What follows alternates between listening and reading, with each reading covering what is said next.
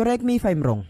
Kinukuha ng groundhog na ito yung pananim ng lalaki at pumupunta sa harap ng security camera para doon kainin. Nagtawag pa nga siya ng isa pang kasama para mas inisin pa yung lalaking may-ari nga ng pananim na ito. Dahil naman sa sobrang init ng panahon ay naisipan naman ng lalaking ito na mag-install ng water fountain para sa mga hayop na dadaan dito. At makikita mo nga sa videong ito na sobrang dami mga species ng hayop yung gumagamit nito para nga magpalamig ng kanilang katawan. Sinubukan naman ng mga scientist na ito na maglagay ng isang mukhang realistic na laro ang unggoy sa kulungan ng mga langur monkeys para malaman nila kung paano sila magre-react. Sinasabing sa ilang minuto lang ay naging pamilyar na agad yung mga unggoy na nandito. At makikita mo din na yung isang nanay na unggoy ay sinubukang i-babysit yung laruan. Ngunit nahulog ito sa taas ng puno. Dahil dito ay agaran itong kinuha ng nanay para i-check kung buhay pa ito. At marami sa mga langur monkeys na kasama dito yung nagtipon-tipon at nagpakita ng emosyon ng pag-aalala at lungkot nung nalaman nilang hindi na gumagalaw yung laruan. At makikita mo nga din dito na nagyayakapan at naghahawak-hawak sila para magpakita ng pakikiramay. Dahil